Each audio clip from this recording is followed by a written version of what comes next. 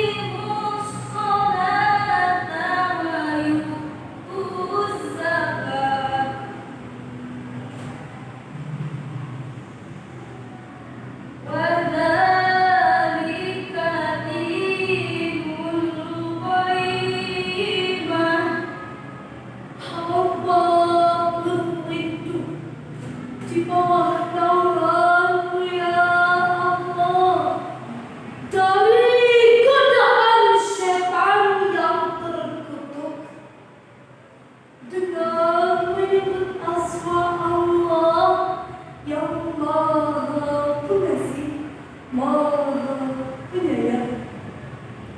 Padahal mereka tidak diperintah kecuali supaya menyembah Allah dengan memperlikan ketaatan kepadanya dalam menjalankan agama yang lurus, supaya mereka mengerjakan sholat dan menunaikan zakat, dan yang demikian itulah agama yang lurus. Hadirin rahimahullah, menurut Imam Al-Qurtubi dalam tafsirnya jilid 20 halaman 144 menyatakan bahwa ayat ini merupakan dalil wajibnya niat beribadah hanya kepada Allah, bukan selainnya.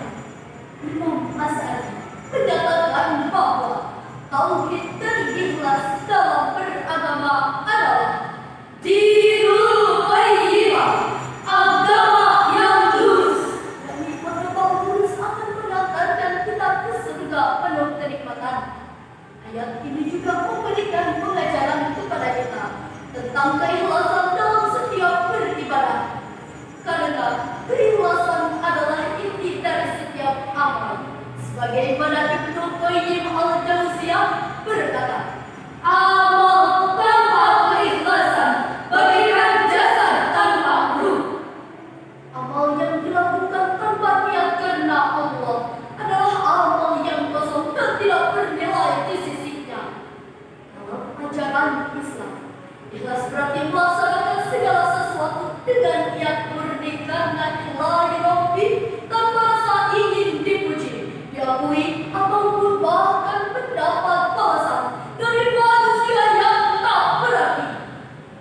Menurut Muhammad Quraisy dalam tafsir Al-Misbah volume 5 halaman 446, ajaran Islam adalah ajaran yang berada di dalam posisi tengah, tidak cenderung kepada materialisme yang mengabaikan hal-hal yang bersifat spiritual, tetapi tidak juga kepada spiritualisme murni yang mengabaikan hal-hal yang bersifat materi.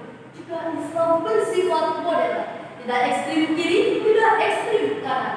Karena terlalu kanan itu radikal, terlalu kiri itu liberal, terlalu kanan itu radikal, terlalu kiri itu liberal. Moderasi, jalannya toleransi, kita moderasi, jalannya toleransi, kita. Hadirin rahimahumullah, selain berikhlas, kita juga dituntut menjadi pribadi yang saleh. Menjadi pribadi saleh, yaitu menjaga ketaatan kepada Allah, menghindari kemaksiatan dan melaksanakan segala perintahnya. Namun tak cukup menjadi pribadi saleh bagi diri sendiri. Sebagai muslim, kita juga dituntut menjadi pribadi yang muslim, yaitu orang yang membawa kebaikan bagi orang lain, menyebarkan manfaat dan juga menolong pada sesama. Allah telah berfirman dalam Al-Quran surah Al-Maidah ayat 2.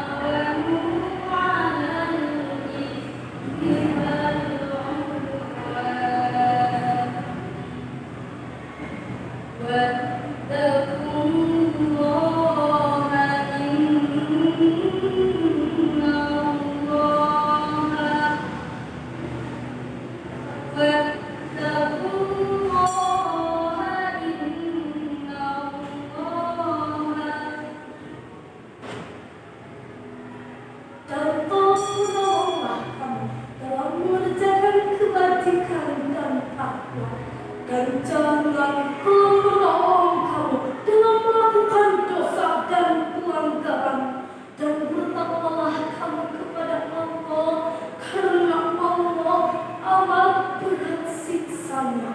Hadirin yang dimuliakan Allah, ayat ini sejalan dengan 4 dari 7 prinsip gerakan internasional Palang Merah, yaitu kemanusiaan atau humanity, persamaan atau inclusivity, kesukarela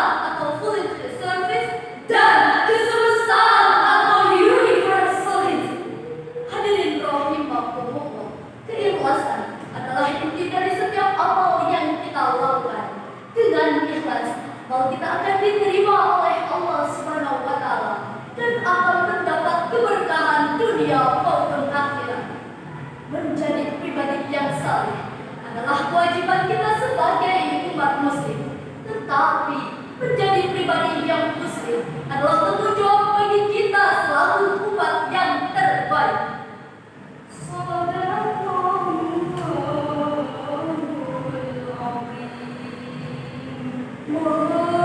Maha Allah yang Maha Agung dengan segala firman-Nya.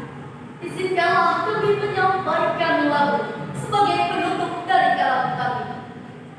Jadilah